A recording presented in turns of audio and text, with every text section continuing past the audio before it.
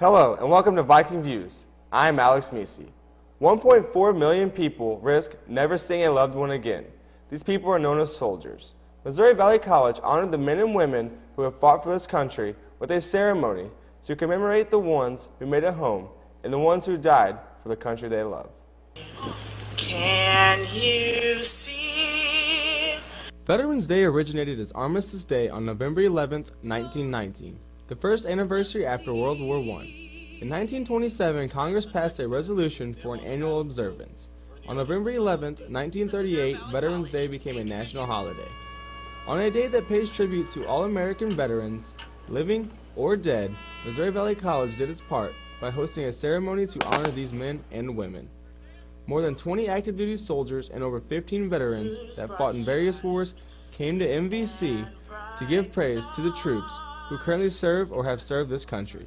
The ceremony featured presenting the colors, a reading from veterans, music, and taps, along with several members of the Valley family. Professor Alan Wilson spoke about the cost of freedom. You must never forget that freedom is never really free. It is the most costly thing in the world. Soldiers who fought in Vietnam came home to ridicule, criticism, and scorn. The way we treated soldiers of my generation, and we've been treating the soldiers of the next generation so much better. And Veterans Day is really important to me for that, because they make a lot of sacrifices. During the Second World War, Missouri Valley College gave back. The campus was a temporary training facility for the United States Navy, Units V5 and V12. Veterans Day is only one day a year, but they fought non-stop so America can be the land of the free and home of the brave. Land of the free and the home of the brave. Donating blood can potentially save a person's life. The American Red Cross presented a blood drive at Missouri Valley College, which was sponsored by the MVC Student Government Association. Viking Views' Nina Wu has more on the story. Donating blood can make a difference in the lives of others. The American Red Cross is an organization that collecting, processing, and distributing of blood. According to the American Red Cross, every 2 seconds someone in the U.S. needs blood. As a result, the American Red Cross presents a blood drive at MVC, which takes place in the Malcolm Student Center. We just did a big blood drive at Mizzou in Columbia. It was a 3-day blood drive. They got over 5,000 units. And we did a big 2-day blood drive in Arkansas at U of A. MVC students participate in the blood drive because they think it is a good thing for them to do if they could save someone's life. That I don't need all my blood, so if it can help someone else out, then that's great. Oh, it's a good cause. I just want to get out there, do what I can to help save a life. The idea of saving a life just is enough for me to do it. The collected blood is going to be distributed to the local hospital for patients' needs. This blood will go to St. Louis and it'll be distributed out to the hospitals that we serve, which a lot of blood goes to Children's Hospital in St. Louis for the cancer patients, and a lot of blood goes to the emergency rooms in local areas for trauma patients. The American Red Cross collector also said to students, after the blood donation, eat and drink something before you leave, remove the wrap bandage within the next hour, and keep the skin clean. Nina Wu, Viking. Students wanting to know more health information after giving blood can call the American Red Cross at 866-236-3276. As a group, dogs are known as man's best friend, and as Viking Views' Shelby Hunsaker reports, some Missouri Valley students are finding comfort in a special furry friend. Jessie the Comfort Dog visits the Missouri Valley College campus. Jessie is owned by St. Paul's Lutheran Church and has brought smiles to every face since. We've had her for almost a year. We got her from Lutheran Church Charities. She's just an awesome dog. She just knows what to do, and not that she doesn't misbehave sometimes, but pretty much knows what to do. Just like any furry friend, Jessie has a way with people. Jessie is wonderful with everybody, but she especially loves the little kids that are in school and also the older people at the nursing home. Those are the ones she seems to gravitate to the most. Like many other canine comfort dogs, Jessie has a very busy schedule. She comes to school every day, and she's either in my room or in Jill's room. And then if someone needs to take her somewhere, they come to school to get her. So tomorrow morning, she will go to the nursing home. Somebody will come get her and take her there. On Thursday also, she goes to the nursing home. She goes to hospitals. Somebody will call us and say, my uncle's in the hospital, can you go visit? Sure, no problem. Jessie's job is to help those who are going through hard times in their lives, or even for those who just need some security. We would say she's the hands and feet of Jesus with the help of 4 paws. She just wants to make people feel better. That's basically what her job is, to make people feel good. Jessie and all other canine comfort dogs across the country are here for those who need a helping hand, or in this case, a paw. Shelby Hunsaker, Viking Views.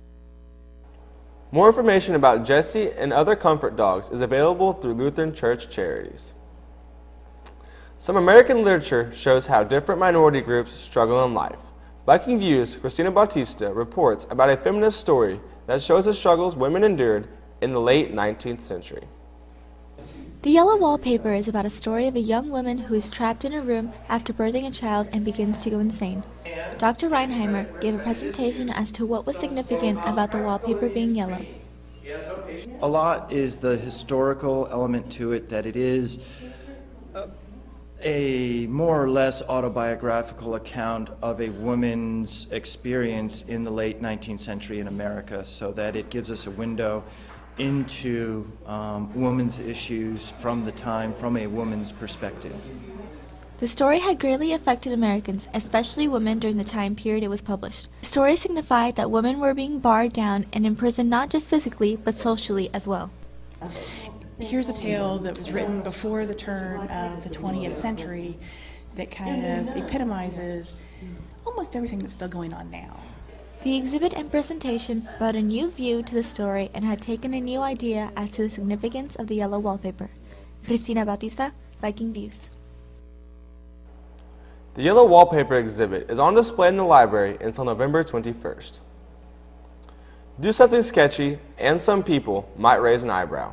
But as Viking Views, Will Lee reports, the MVC Flatliners are doing something sketchy for some laughs. The night started out with MVC student Nick Aragon playing original songs on his guitar. The sketchiness was soon underway, with 7 acts performed in all. Tyrone Harris, a head writer for the performance, discusses how actors and actresses prepared. Preparing for Flatliners Do Something Sketchy, a lot of the things we did would just go around a bunch of what-if scenarios, like, hey, what if this happened? What if this scenario was completely opposite? Around 20 students and faculty came out to see the shows each night, which ran Thursday through Sunday afternoon. Heather Hill is a senior at MVC and reminisces on her last performance of the semester. Actually, my first comedy sketch show that I've ever done here. I think it might be one of the first ones done here, actually. I'm more regular improv based, so sketch comedy was a bit interesting because you knew how the scene was kind of supposed to start, and you knew kind of the ending that you wanted, but everything in the middle was made up. Last show of the semester, I'm graduating in May, so one semester down, it's gonna be a little bit sad to see it go. I'm really excited I got to do some sketch comedy beforehand. Do Something Sketchy was the last show of the semester, but with the improv troupe actively working to make next semester's performances even better. Will Lee, Viking Views. The improv troupe plans additional sketchy comedy performances for the 2015 spring semester. With their eyes on a prize, Missouri Valley College students rolled the dice on some games of chance in Valley's first Friday casino night. Students bet on a night of fun with games, snacks, and prizes. The games included blackjack, poker, roulette, and craps. Students were given $10,000 in fake money for the night. If they won $10,000 more in poker chips, they could have put their name back in the raffle for the prizes at the end of the night. With all the different prizes, there was a lot on the table for these Valley high rollers. So students were all in for casino night. Zombies make their way to Missouri Valley College. Viking Views' Nayla Lawrence has the story on the game of humans versus zombies. Eric Peterson played Humans vs. Zombies at the University of Idaho and felt that it would be perfect to bring the game to the small campus of Missouri Valley. It's just like a game of tag that takes place over a week, and it starts with one person. There's a lot more with it. I mean, the humans, they can use Nerf guns to kind of help themselves get away and everything, and you put missions in so that they get out and, you know, kind of have to interact with one another. Otherwise, people just be hiding in the buildings and everything the whole week and wouldn't be as much fun. This game just seemed fun. I've never done nothing like this before, and it's something new for the campus. And then we're hoping to get a lot of players out of it and everything. Try to get the whole half of the campus so we can have fun.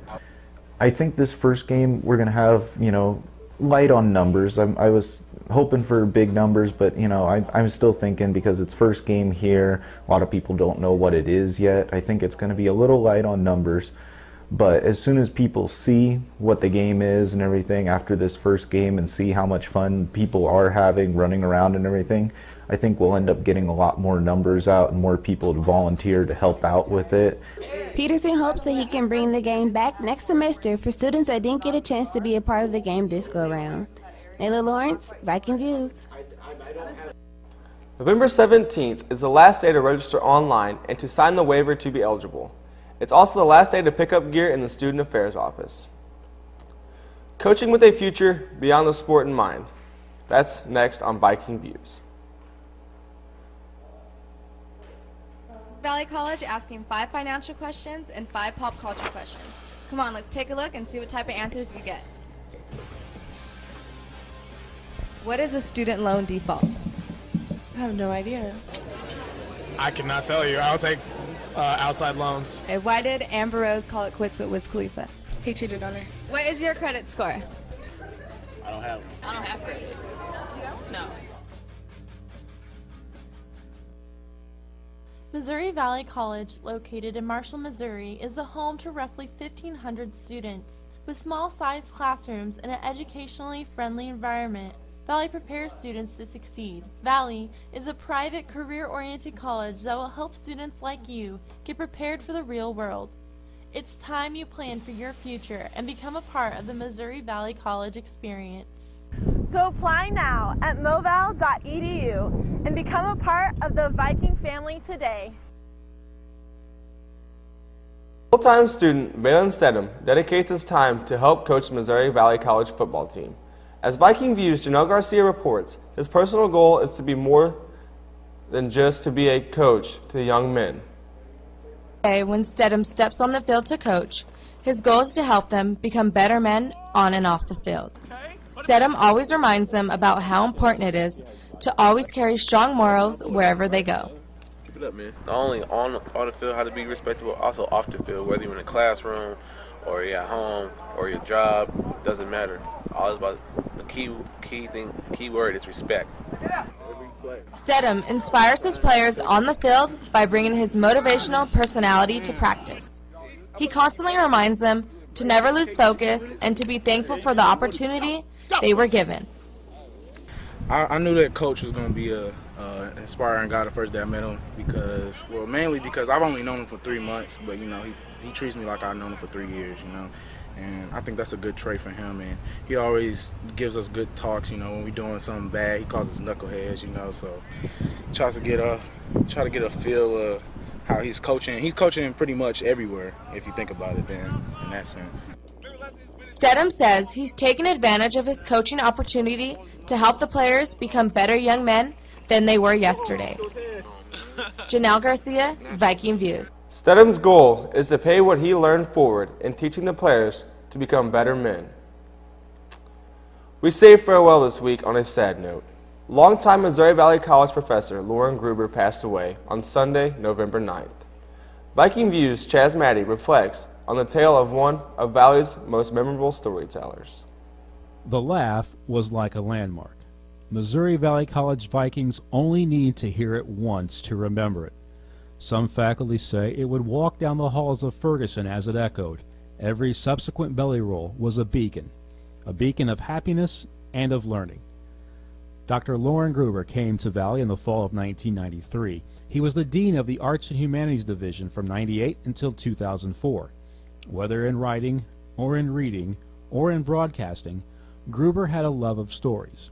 It didn't matter if they were his or someone else's. Gruber could dissect a story with precision, be it Chaucer's Canterbury Tales or one of the creative writing assignments he gave his students. He wanted to hear the Moby Dick of stories, and Loren Gruber loved fishing stories. Around the lunch table, in magazines, or over the air, he'd rattle the yarns of his adventures on one of Minnesota's lakes, and of the one that got away. But now, Gruber is the one who got away. It takes a special soul to make curmudgeon a term of endearment.